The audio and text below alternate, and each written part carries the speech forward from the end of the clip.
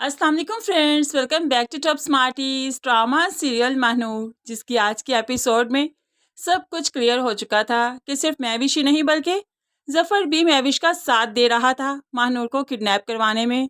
जफ़र के साथ मामू मुमानी भी शामिल थे और फिर दिलावर साहिब के मुलाजमा भी। पूरा एक गैंग था जिसने महानूर को रास्ते से हटाया। वक्त पर सीसीटीवी कैमरास भी बंद कर दिए और महानूर को बड़ी होशियारी से इस घर से निकाल दिया गया। और इस सबका मास्टरमाइंड नो डाउट कि महविश ही थी।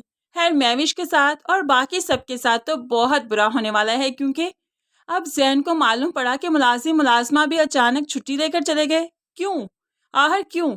लेकिन अब जैन उनका भी पीछा करेगा। मामू मुमानी भी यहाँ से निकल गए तो जैन उनको भी नहीं छोड़ेगा। एक के बाद दूसरा जो यहाँ से जा रहा है तो जैन को डाउट में डाल रहे हैं कि क्यों ये लोग यहाँ से चले गए। खैर, जैन जब बस पर जाता है मामू मुमानी का पीछा करने, तो यहाँ पर मामू मुमानी तो उसको नहीं मिले, इसलिए मायूसी वापस लौटा। वो मुलाजमा के गांव जाना चाहता है, वहां से कुछ मालूम पड़ेगा। खैर, यहाँ पर घर में वलीमे की रस्म भी है और फिर उसे महानूर को भी ढूंढना है। माँ ने फ़ोन करके फ़ौरन कह दिया कि जल्दी से घर वापस आओ।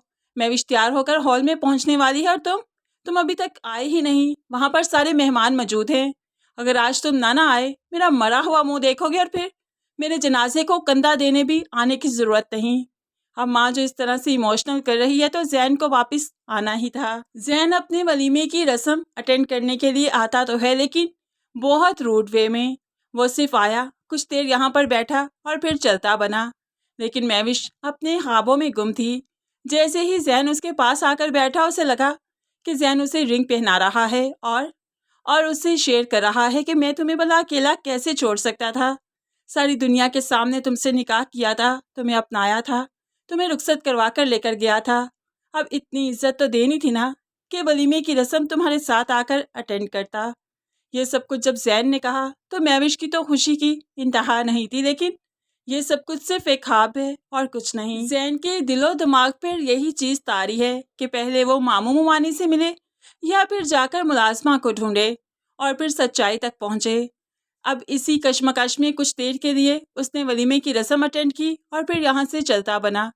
जफ़र ने रोकने की कोशिश भी की, लेकिन जैन नहीं रुकेगा, क्योंकि उसने वलीमा अटेंड तो कर लिया, अब क्या ही करे। जैन तो यहाँ से चलता बना, जिस पर दिलावर साहिब भी काफ़ी परेशान हुए और महविश को भी काफ़ी गुस्सा आया। लेकिन जैन को इन लोगों की अब कोई फिक्र नहीं। आखिरकार मुमानी पहुंच चुकी हैं महानूर के पास। मुमानी को महानूर देखकर परेशान हो गई। आप यहाँ पर? तो ऐसे में मुमानी कहने लगी, हाँ मैं यहाँ पर।